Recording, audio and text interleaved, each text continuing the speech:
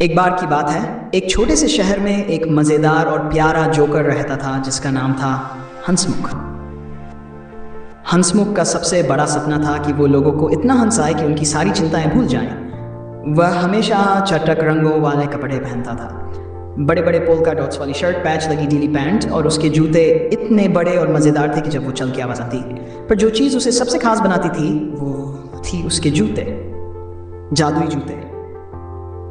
Circus में हर रोज उसका show hit होता था, लेकिन एक दिन कुछ अजीब हुआ। लोग उतने खुश नजर नहीं आ रहे थे, बच्चे शांत बैठे थे और बड़ों के चेहरों पर भी मुस्कान गायब थी।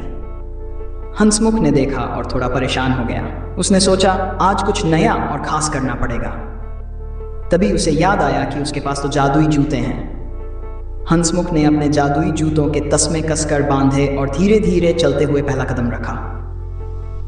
जैसे ही उसने कदम बढ़ाया, अचानक हवा में रंग बिरंगी तितलियां उड़ने लगीं। बच्चों ने ताली बजानी शुरू कर दी। हंसमुख ने एक और कदम बढ़ाया और पूरे सर्कस के ऊपर गुब्बारों की बारिश होने लगी। हर जगह लाल, नीले और पीले गुब्बारे। बच्चे हंसते हुए गुब्बारे पकड़ने लगे। अगर आपको मेरा जादू पसंद आ रहा है तो लाइक और सब्सक्राइब करना ना भूलें, हंसमुख ने मुस्कुराते हुए कहा और अपना अगला जादू दिखाने की तैयारी करने लगा। उसने जमीन पर जोर से उछलते हुए तीसरा कदम बढ़ाया और तभी सर्कस के जानवर भी मस्ती में आ गए। शेर ने रस्सी कूदना शुरू कर दिया, हाथी ने एक बॉल लेकर फुटबॉल खेला और घोड़े गोल गोल नाचने लगे।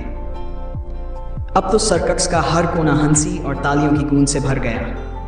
बच्चों और बड़ों ने मिलकर खूब तालियां बजाईं। लेकिन इस पूरे जादू को देख रहा था एक चालाक बंदर जिसका नाम चिकी था।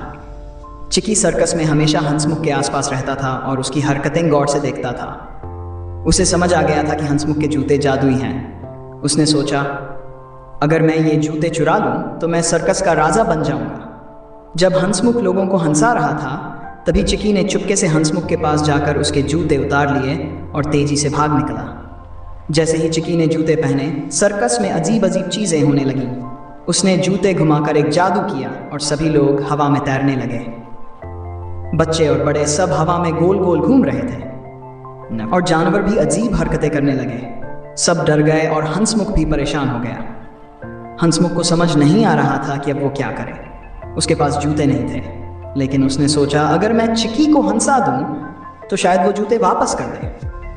हंसमुख ने अपनी सबसे मज़ेदार ट्रिक शुरू कर दी। सबसे पहले उसने एक बड़ा सा गुब्बारा लिया और उसे इतना फुलाया कि खुद उसमें फंस गया।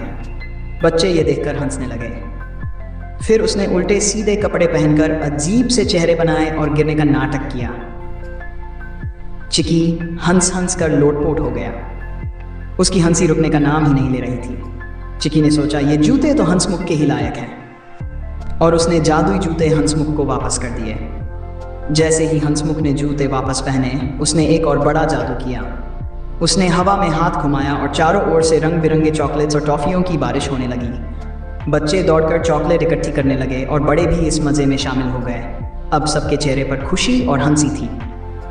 अंत में हंसमुख ने सोचा असली जादू जूतों में नहीं बल्कि लोगों को हंसाने में है।